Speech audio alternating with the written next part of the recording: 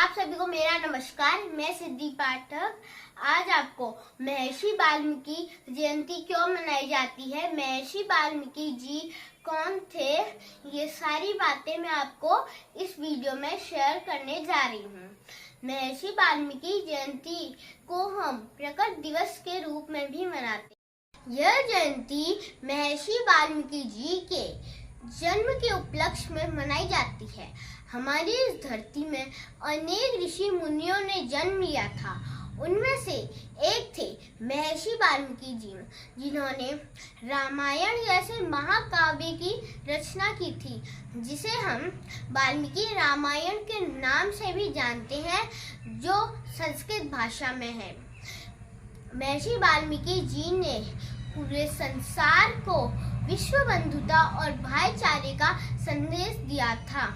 महर्षि वाल्मीकि जी के जीवन में अनेक घटनाएं घटी थी। उनमें से एक घटना ने उनके पूरे जीवन को बदल दिया। वे एक डाकू रत्नाकर से एक महान ऋषि महर्षि वाल्मीकि जी बन गए। वह घटना मैं आप सभी को बताने जा रही हूँ। महर्षि वाल्मीकि जी का वास्तविक नाम रत्नाकर था। वह प्रचेता के पुत्र थे। रत्नाकर जब छोटे थे, उन्हें एक भील परिवार ने चुरा लिया था, जिस कारण रत्नाकर को भील परंपरा को अपनाना पड़ा। रत्नाकर का पालन पोषण भील परिवार ने ही किया।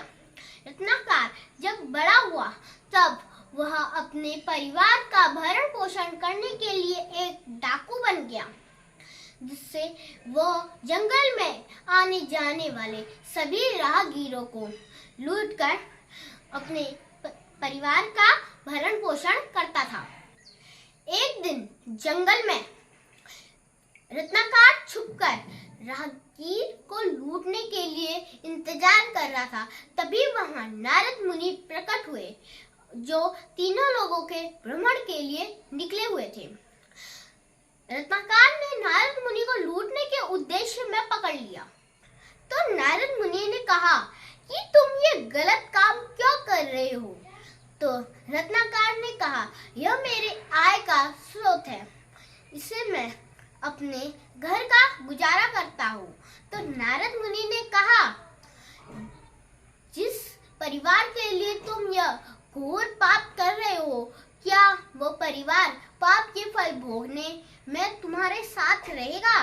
तो रत्नाकर ने बड़े विश्वास से बोला, हाँ, क्यों नहीं, मेरा परिवार मेरी हर काम में मेरा साथ देता है, तो पाप के फल भोगने में मेरा साथ क्यों नहीं देगा?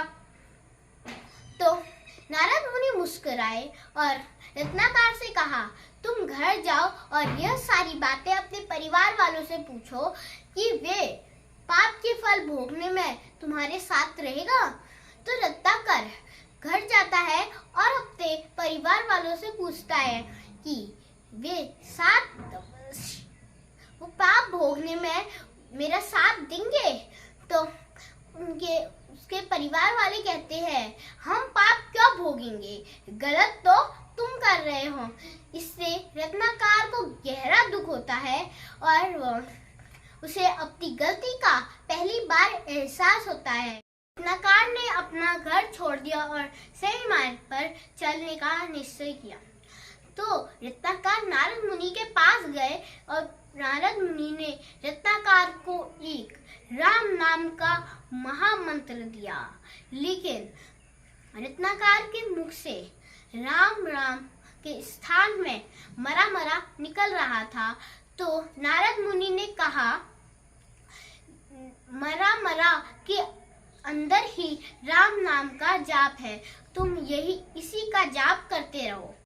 जंगल में तपस्या करने निकल गए।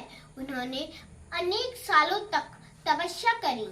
वो तपस्या में इतने लीन थे कि उन्हें वक्त का पता ही नहीं चला और उनके पूरे शरीर में दीमक ने अपना घर बना लिया।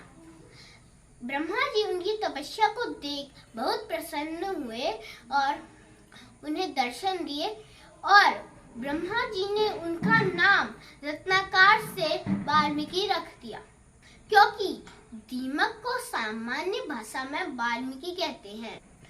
एक बार वाल्मीकि तमसा नदी के तट पर स्नान करने गए, तभी उन्हें एक क्रौंच पक्षी का जोड़ा दिखा जो आपस में प्रेम लीला कर रहा था। तभी वहां एक शिकारी निषाद आता है जो नर पक्षी पर तीर चलाता है और नर पक्षी मर जाता है, जिसके वियोग में मादा पक्षी भी अपने प्राण त्याग देती है। तभी वहां वाल्मीकि आते हैं और उस शिकारी को श्राप देते हैं कि तूने बिना मतलब के इस पक्षी को मारा है, तू अपने जीवन में अंत तक कभी सुखी नहीं पाएगा। और तभी उनके मुंह से अचानक एक श्लोक निकलता है जो इस प्रकार है। वह विश्व का सबसे पहला श्लोक है। मानिषाद्र प्रतिष्ठां तव गमः शाश्वतीः समाः यत् क्रौच मिथुनादेकम् अवधि काम मोहित। नारद जी प्रकट होते हैं और वो महर्षि वाल्मीकि जी से कहते हैं कि यह विश्व का सबसे पहला श्लोक है। अब आप रामायण जैसे महाकाव्य की रचना करिए। तभी से वाल्मीकि जयंती मनाई जाती है। अगर आपको मेरी वीडियो पसंद आए, प्लीज लाइक, सब्सक्राइब, शेयर करना ना भूले। Thank you.